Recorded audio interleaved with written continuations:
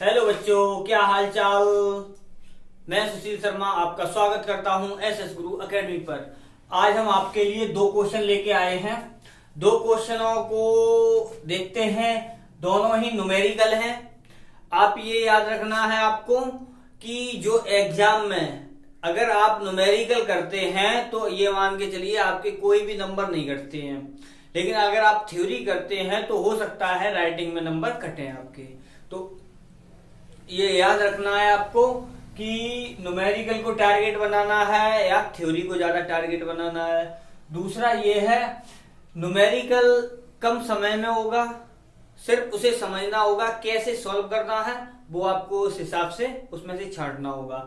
लेकिन थ्योरी में क्या होता है, थ्योरी में डायग्राम भी देना होता है और इसमें डायग्राम देने की जरूरत नहीं होती है। देना चाहो दे सकते हैं, बनाना चाहे बना सकते हैं, लेकिन न्यूमेरिकल का आंसर सही आना चाहिए बस, और कैलकुलेशन सही होनी चाहिए।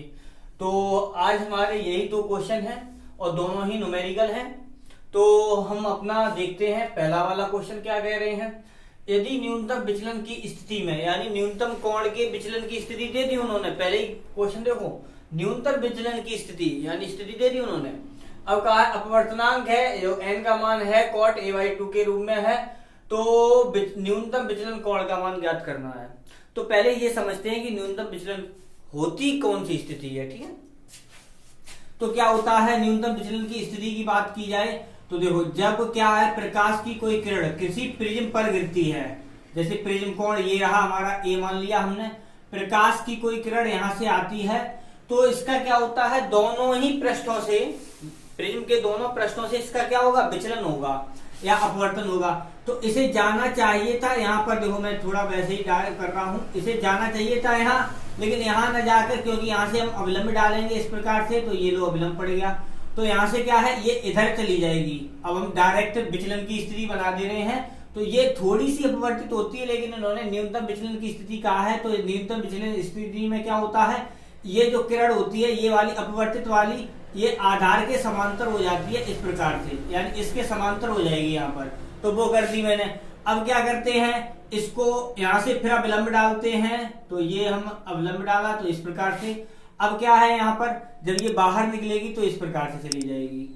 अब देखो यहाँ पर ये हमारा क्या अविलंब पड़ा है, तो यहाँ पर हमने आपतन कोण मान लिया I, और यहाँ पर हो जाएगा हमारा अपवर्तन कोण R।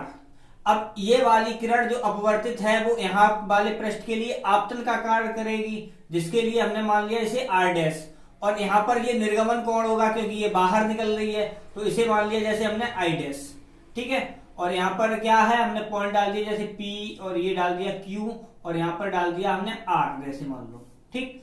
अब क्या किया हमने, देखो ये वाली हमारी आपतित किरण वाली ये तो जा ही रही है यहाँ, इस जो निर्गमन कोण है इसे हम अगर पीछे की तरफ बढ़ाएं इस प्रकार से, तो ये आपतित कोण यानी जो आपतित किरण है और निर्गमन जो निर्गम वाली किरण है, ये एक दूसरे को एक जगह काटेंगी, और जहां पर एक दूसरे को काटती हैं वो होता है विचलन कोण, यानी वहां पर बनने वाला कोण होता है विचलन कोण। लेकिन क्या है, हमने ये वाली किरण है जो अपवर्तित वाली, वो हमने आधार के समांतर कर दी है, इसलिए ये जो विचलन कोण होता है वो न्यूनतम विचलन कोण कहलाने लगता है फिर, ठीक है। और क्या है, जो ये विचलन कोण का मान होता है वो I पर डिपेंड करता है। किस पर करता है, I पर डिपेंड, यानी आपतन कोण पर डिपेंड होकर चलता है। इसमें क्या होता है, पहले तो आपतन कोण का जब मान बढ़ाते हैं तो जो विचलन कोण होता है, जो मैंने न्यूनतम विचलन नहीं लिखा, अभी विचलन लिखा है, विचलन कोण का मान पहले तो घटता है, लेकिन क्या एक फिक्स मान पर आपतन कोण को बढ़ाते जाते हैं, तो ये घटता घटता एक निश्चित मान पर न्यूनतम हो जाता है। अब हम अगर आपतन कोण का मान बढ़ाएं तो ये फिर बढ़ने लगता है, घटने की बजाय बढ़ने लगता है। तो जिस न्यूनतम मान पर ये पहुंच जाता है एक विशेष आपतन कोण पर, तो उसी को कहा जाता है न्यूनतम विचलन कोण, जिसे हम डेल्टा n से शो करते हैं। अब यहाँ पर क्या है, यहाँ से अगर हम इसके लिए मतलब इसका पूरा डिटेल में बताएं आपको, तो यहाँ से देखो ये I है और ये R है, तो ये वाला यहाँ पर बनेगा हमारा क्या, I माइनस का R हो जाएगा, ठीक। और ऐसे ही यहाँ पर देखो ये रहा R' और ये पूरा बनेगा हमारा क्या, I'। तो यहाँ पर क्या हो जाएगा, यहाँ पर जो विचलन कोण होगा वो भी क्या हो जाएगा, यानी डेल्टा m का मान निकाल रहे हैं, तो यहाँ से क्या हो जाएगा, आई डैश माइनस का हो जाएगा आर डैश। ठीक है, क्यों? क्योंकि यहाँ पर वो थ्योरम लग रही है आपकी, बाहर के कोण बराबर होता है अंदर वाले दोनों कोणों का योग। तो जितने भी कोण 2 3 तो उनका योग कर दिया मैंने उसी के अनुसार। तो डेल्टा एम का जो मान आएगा वो आपका यहां से निकल के आ रहा है आई, देखो आई प्लस आई डैश कर दिया मैंने और माइनस कॉमन लिया तो आर प्लस का आर डैश कर दिया। अब यहां से क्या, यहां से त्रिभुज का नियम लगाए तो त्रिभुज क्या है, पी क्यू आर। तो इसमें क्या हो जाएगा हमारा P यानी R plus R dash plus का R का जो मान आएगा वो आ जाएगा 180। ये त्रिभुज लिया हमने कौन सा, P Q R। अगर हम चतुर्भुज देख रहे हैं तो चतुर्भुज क्या बन रहा है हमारा, A P R Q A, यानी ये पॉइंट पूरा चतुर्भुज बन रहा है। तो यहां से अगर हम बात करें तो आमने सामने के कोण क्या हो जाते हैं 180। तो A प्लस R का मान आ जाएगा आपका कितना, 180 अंश। अगर हम इन दोनों को सॉल्व करेंगे, घटा देंगे तो देखो R से R कैंसिल हो जाएगा। ठीक है, तो यहां से क्या आ जाएगा हमारा, यहां से आ जाएगा A माइनस, मैंने चलो ऐसे ही लिख लो। तो यहां से क्या हो जाएगा R plus R dash minus का A बराबर 0। तो इसका मतलब A का मान आ जाएगा आपका R प्लस आर डैश के बराबर। ठीक है, यहां से ये हुआ। अब यहां पर अगर हम इतने की जगह यहां पे रख दें तो यहां पर क्या हो जाएगा, डेल्टा एम का जो मान आएगा वो आ जाएगा आपका आई प्लस आई डैश और माइनस का ए, ये हो जाएगा समीकरण जैसे मैंने डाल दिया 2 और ये रहा समीकरण 1। अब क्या है हमारा यहां से, तो न्यूनतम विचलन की स्थिति में बात की जाए उस, ठीक है, न्यूनतम विचलन की स्थिति में देखो मैंने पहले ही बता दिया आपको, डेल्टा का मान होता है वो हमने डेल्टा एम के रूप में पहले ही लिखा है। अब क्या होता है न्यूनतम विचलन की स्थिति में, तो न्यूनतम विचलन की स्थिति में जो आई होता है, आई होता है वो आई डैश के बराबर होता है और जो ये आर होता है वो आर डैश के बराबर होता है और डेल्टा का मान डेल्टा एम के बराबर होता है। तो डेल्टा न लेके हम पहले से ही डेल्टा एम लेते हुए आ रहे थे। ठीक है, इसलिए यहां पर अब चेंज नहीं कर रहे हैं। तो यहां पर इसका मतलब ये हो जाएगा, तो ये हो जाएगा आपका क्या 2i और माइनस का a, ये रहा डेल्टा m। यहां से अगर हम i का मान निकालेंगे तो i का मान आ जाएगा डेल्टा m प्लस का a अपॉन 2, ये आएगा किसका, आपका i का मान। और यहां से अगर हम r का मान निकालेंगे क्योंकि r बराबर r हो जाएगा तो 2r हो जाएगा और यहां से r का जो मान आ जाएगा वो आ जाएगा आपका a अपॉन 2। और जब यहां पर हम स्नेल का नियम लगाएंगे तो स्नेल का नियम क्या होता है, साइन आई अपॉन में होता है साइन आर एन बराबर। तो यहां से आई का मान रखेंगे तो ये हो जाएगा ए प्लस यानी साइन ए प्लस डेल्टा एम अपॉन 2 और अपॉन में साइन, ये हो जाएगा आर अपॉन 2। ठीक है, ये आ गया आपका एन बराबर। अब यहां से इसे सॉल्व करना है तो इन्होंने क्या कहा था, ये तो हमने पूरा आपका डिटेल में बता दिया।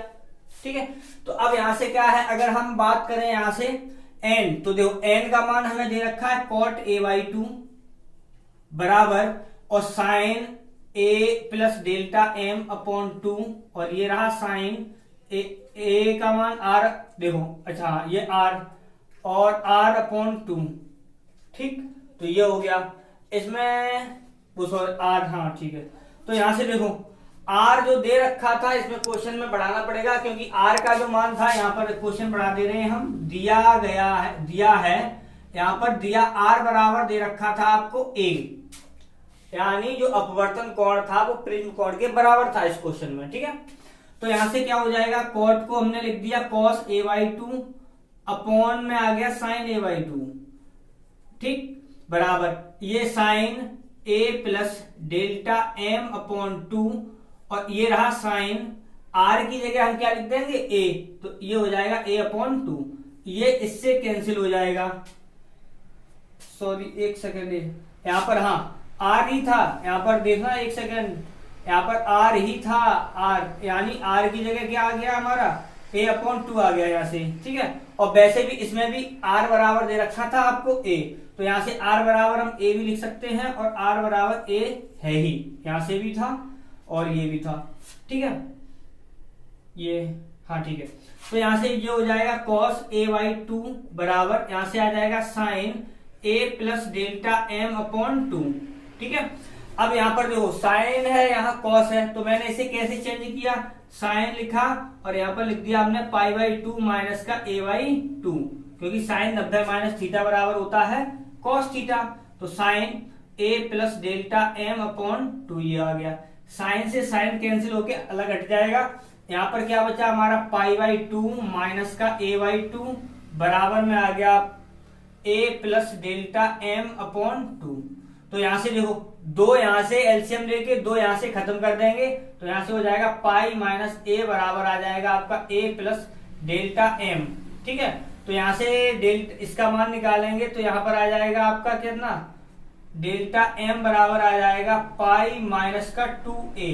ये आ जाएगा आपका क्या आंसर, क्योंकि ये प्लस वाला a इधर आएगा तो माइनस में हो जाएगा, पाई पहले से है ही, तो ये हो जाएगा आपका क्या इतना। तो ये हो गया आपका पहला वाला क्वेश्चन। ठीक है, अब दूसरे क्वेश्चन की बात करते हैं। दूसरा क्वेश्चन क्या है, कांच के एक ठोस गोले की त्रिज्या 5 सेंटीमीटर है।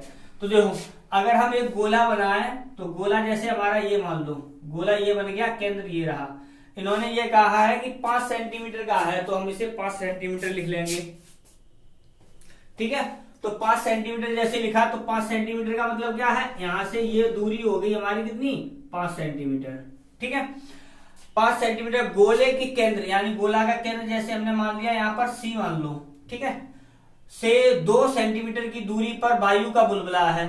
तो देखो जैसे हमने क्या किया, यहां से ये 2 सेंटीमीटर मानी, यहां पर हमने मान लिया क्या एक बुलबुला है। ठीक है, यहाँ पर बुलबुला है, कांच का अपवर्तनांक इतना दे रखा है, बुलबुले के निकट वाले पृष्ठ, हाँ निकट वाला पृष्ठ देखो, निकट वाला पृष्ठ यहाँ पर होगा, दूर वाला यहाँ पर। अब क्या है, यहाँ पर बुलबुला है, तो बुलबुला है तो बुलबुला देखो प्रकाश की कोई किरण ऐसे आएगी। अब हमने क्या किया, यहाँ से अविलंब डाला, क्योंकि हम सी से अविलंब डाल रहे हैं, तो इस प्रकार से जाएगा। ठीक, ये हो गया। अब क्या है देखो, जब हमारी ये क्या है कांच है, कांच का ही तो गोला है। ठीक, तो जब प्रकाश की किरण कांच से, कांच का मतलब क्या है सघन, ठीक है, सघन से जब विरल में जाती है तो अविलंब से दूर हटती है। इसका मतलब ये हो जाएगा, ये जो प्रकाश की किरण जा रही थी और थोड़ी तिरछी हो जाएगी इसकी तुलना में, इस प्रकार से अपवर्तित हो जाएगी दूर की तरफ। जब इसे इधर करेंगे तो ये इधर कहीं मिलेगी आगे, तो इसका मतलब इसका इमेज है वो यहाँ बन रहा होगा, यानी वस्तु बुलबुला यहाँ पर है और उसकी जो इमेज बन रही होगी वो यहाँ पर बन रही होगी। और यहाँ पर ये आपका है 2 सेंटीमीटर, तो 2 सेंटीमीटर है तो इसे हमने मान लिया आई, और यहाँ पर ये मान लिया हमने P डाल दो यहाँ पर। ठीक, लेकिन नहीं P ध्रुव होता है तो P हम यहाँ पर लेंगे, तो यहाँ पर डाल दिया हमने, जैसे R डाल दो। ठीक है, यहाँ पर पॉइंट पड़ गया। तो यहाँ से इस प्रकार से, अब यहाँ पर देखो हमें क्या कहा गया है, U का मान तो इतना हो गया। ठीक है, अब देखो यहाँ पर अगर ये टोटल यहां से लेके यहां तक टोटल कितनी है 5 सेंटीमीटर है, तो हम जो भी बात करते हैं वो ध्रुव से बात करते हैं, हमें वक्रता केंद्र से मतलब नहीं होता है। तो यहाँ पर हमारा ध्रुव तो ये वाला है यहाँ पर, तो यहां से इसकी दूरी, बुलबुले की दूरी कितनी हो जाएगी 3 ये है, तभी तो 2 ये होगी, इसका मतलब 5 सेंटीमीटर होगा। यानी यहां से U का मान आ गया हमारा 3 सेंटीमीटर। ठीक है, अब यहाँ पर हमें क्या है बुलबुले आई, यानी B का मान तो हमें निकालना ही निकालना है, ये हो गया, और 5 सेंटीमीटर। ठीक है, अब यहाँ पर देखो हमें क्या कहा गया है, कांच का अपवर्तनांक कहा गया है। जो कांच का अपवर्तनांक का मतलब ये कह रहे हैं वायु से कोई किरण कांच में जा रही है तब अपवर्तनांक कितना है 1.5, यानी ANG का मान दे रखा है आपको 1.5। अगर हम यहाँ से पॉइंट हटा दें तो ये हो जाएगा 3 और बटे में आ जाएगा 2, तो इस ये आया है आपका ANG बराबर आ गया 3/2। लेकिन हमें ANG का मान नहीं चाहिए, क्योंकि हम कांच के बुलबुले से बाहर की तरफ जा रहे हैं, इसका मतलब हमें चाहिए GNA। तो GNA बराबर हो जाएगा आपका 2/3। क्यों, क्योंकि व्युत्क्रम हो जाता है, ANG बराबर 1/GNA होता है, तो बिल्कुल वैसे ही कर दिया। तो यहां से ये हो जाएगा, तो ये देखने पर ठीक है, और हमें B का मान निकालना है। तो क्या इसके बाद क्या है, आपने मेकर सूत्र पढ़ा है, अगर जिसने नहीं पढ़ा है वो पीछे वाला वीडियो देख सकता है। मेकर सूत्र होता है N/B - 1/U बराबर N - 1/R। अब यहाँ पर देखो N होता है हमारा यहाँ से यहाँ की बात, यानी वायु से कांच की बात, लेकिन कांच से हम वायु की बात कर रहे हैं अभी प्रेजेंट टाइम में, तो हमारा क्या है, हम इसे ANG लिखा जाता है, तो हम इसे क्या लिखेंगे GNA अपॉन में V माइनस 1/U बराबर GNA माइनस का 1/R। तो GNA का मान है हमारा 2/3, और ये रहा V माइनस 1/U का मान है आपका 3 बराबर ये हो गया 2/3 माइनस का 1/5, आर का मान रख दिया वहां से, तो ये हो जाएगा 2/3v माइनस और ये 1/3 बराबर, इसका एलसीएम किया तो माइनस का 1/5 हो गया, 3 एकम 3 और इंटू में यहाँ 3 आ जाएगा। इसे इधर ले जाओ तो ये हो गया 2/3b बराबर, इसे माइनस का 1/15 और प्लस का हो जाएगा 1/3, ये माइनस वाला इधर आके प्लस में हो जाएगा। यहाँ से एलसीएम हो गया 15, तो माइनस का 1 प्लस का 3 पंजे 15, 5 बच गया, तो ये आ गया 4/15 आपका, और यहाँ पर आ गया 2/3b, तो काट दो, ये कटेगा 2 बार और ये कट जाएगा 5 बार, तो 1/v का मान आया है आपका 2/5, तो यहाँ से v का मान आ जाएगा 5/2, भाग किया तो यहाँ पर 2.5 सेंटीमीटर। इसका मतलब जो बुलबुला है वो यहां से यानी ध्रुव से कितना 2.5 सेंटीमीटर दूरी पर बन रहा होगा, इधर कहीं सी की तरफ 2.5 सेंटीमीटर दूर बन रहा होगा। ये आपके 2 क्वेश्चन थे। अगर वीडियो आपको पसंद आया हो तो वीडियो को लाइक करें, चैनल पर नए आए हो तो चैनल को सब्सक्राइब करें और अपने दोस्तों के साथ शेयर करें। बाय।